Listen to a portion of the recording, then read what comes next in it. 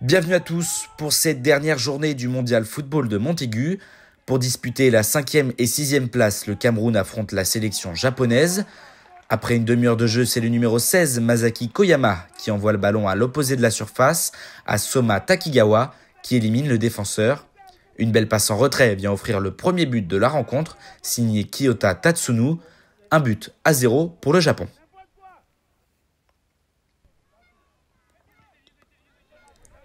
10 minutes avant le coup de sifflet final, les Camerounais sont à l'attaque. Après avoir récupéré le ballon, Eyatan Tobana lance son partenaire dans la surface, mais Yoshito Kumada commet une faute.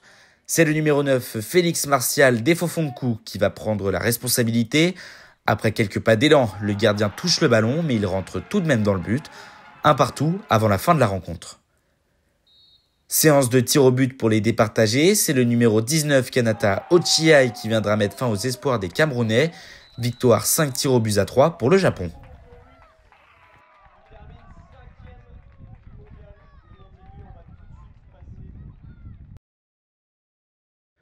Pour cette deuxième rencontre, la Chine et le Mexique jouent pour la 3e et 4e place. À la 30e minute de jeu, Davian Kimbrou va intercepter le ballon au milieu de terrain. Il va essayer de trouver une solution sur le côté droit et c'est finalement à Noé Mota qu'il va la donner. Noé Mota qui va tenter de trouver une solution dans l'axe centré à un de ses partenaires. Après un cafouillage, l'action profite à Alberto Santiago Cisneros. Une action collective qui va permettre aux Mexicains d'ouvrir le score.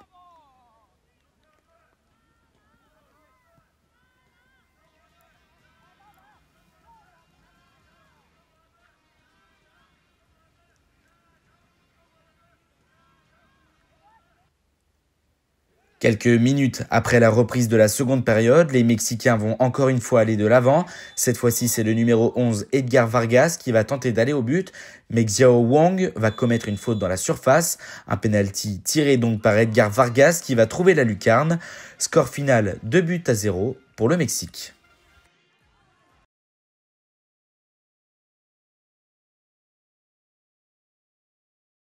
Direction la finale de ce tournoi de Montaigu U16 entre la France et le Portugal. Après un début de match dominé par les Français, les Bleuets déclenchent la première flèche. Centre de Amin Hamdani pour le serial buteur troyen Christ Batola. Le contrôle est parfait, la reprise encore mieux et ça finit au fond des filets. 1-0 pour l'équipe de France à la 37e minute.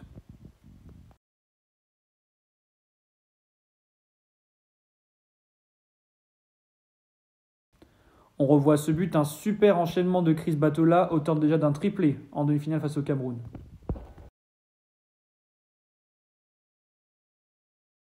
En deuxième mi-temps, les Bleuets vont hausser le ton. Cette ouverture encore une fois d'Adil Hamdini. Christ Batola s'en va inscrire son doublé. L'équipe de France fait le break 2-0 et cette image magnifique en communion avec le public vendéen.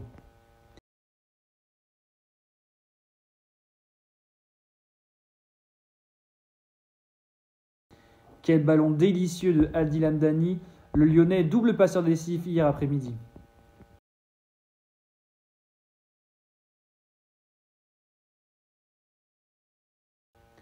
« 55e minute, transversale du capitaine Kenan Dogané pour trouver Dago le Nantais. Et sur un centre, il trouve celui qui venait juste d'entrer, Aaron Gadou qui marque le 3e but pour les Bleuets.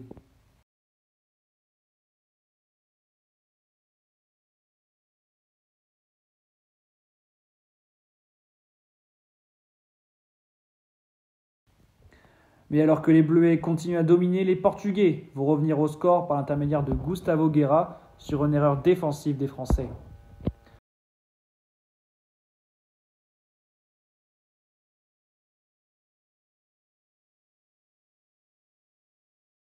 On la revoit, cette passe mal assurée qui va permettre aux Portugais de revenir à 2 longueurs des Bleuets.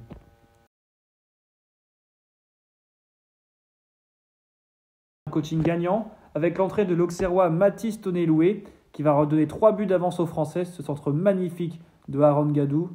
4-1 pour les Bleuets qui s'envolent.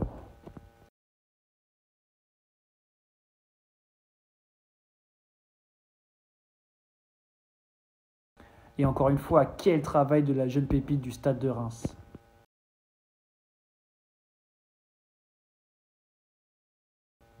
Les Français vont marquer un 5e but dans cette fin de match à sens unique. Sur une frappe déviée de Gadou, Loué, il va de son doublé comme Christ Batola, parachevant le succès total en ce tournoi de Montaigu.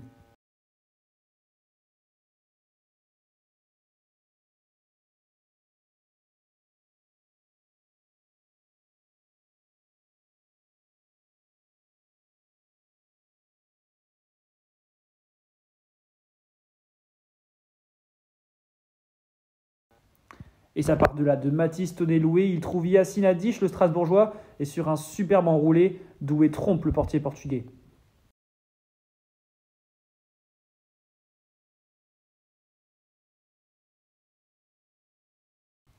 En fin de match, cette superbe image, l'envahissement des supporters français autour de leurs joueurs.